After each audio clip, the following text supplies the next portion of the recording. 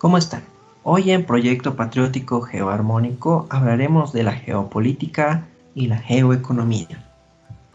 La geopolítica tradicional ha tenido muchos filósofos. En la antigüedad podemos hablar de Heródoto, que decía que las tierras risueñas producen hombres afeminados. Tucídides, por otro lado, decía que la tierra tiene influencia sobre el carácter de los pueblos. Platón observó que el carácter de los pueblos en relación al terreno que ocupan era una ley que debía observarse. Aristóteles se preocupó por la densidad poblacional. Cicerón estuvo en contra de los anteriores dos filósofos.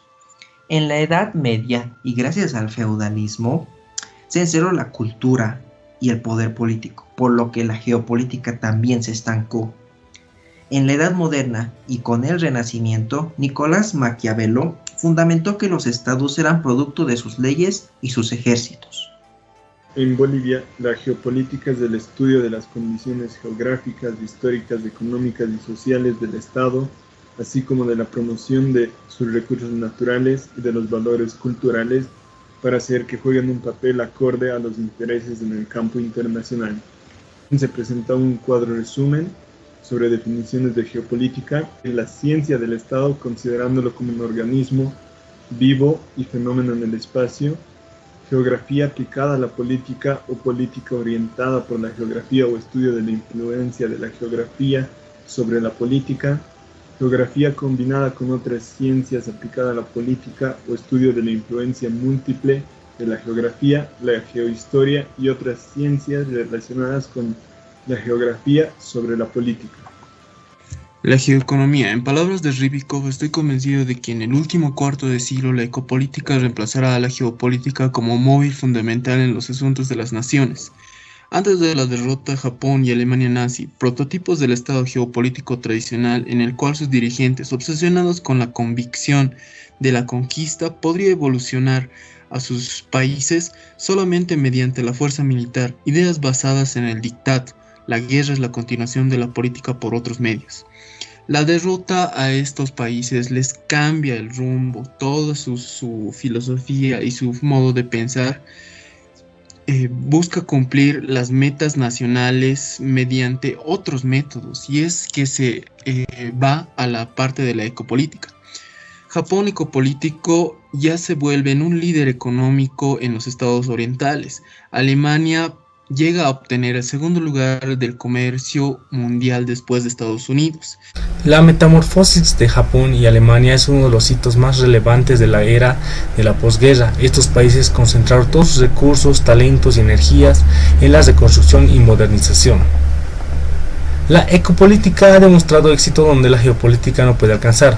La ecopolítica ha demostrado un sistema de mercado económico libre, constituye una herramienta más efectiva que la espada o el socialismo.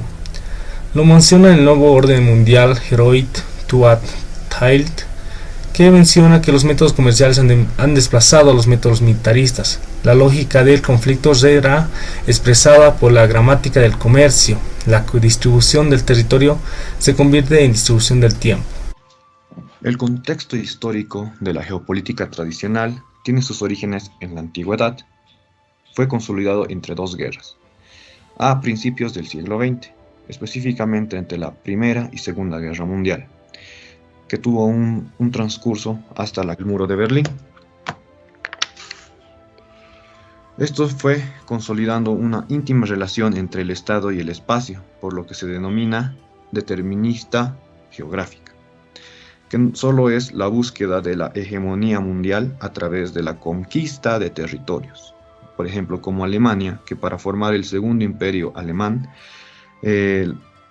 supuso la unificación de Alemania bajo la supremacía de Prusia. Como contraparte, las otras escuelas geopolíticas de países como Inglaterra, Rusia, Francia, Estados Unidos, conllevan a que se forme la primera internacional, que luego, mediante la evolución de llegó hasta la cuarta internacional. Y tenían como meta poner un freno al capitalismo emergente. Como contexto histórico de la geoeconomía, tuvo inicio en la caída del muro de Berlín.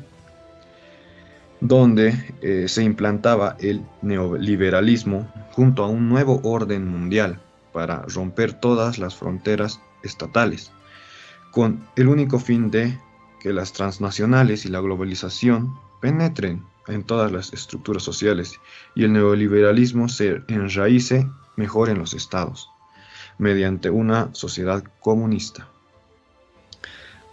Posteriormente, Alemania y Japón se convertirían en estados neoliberales.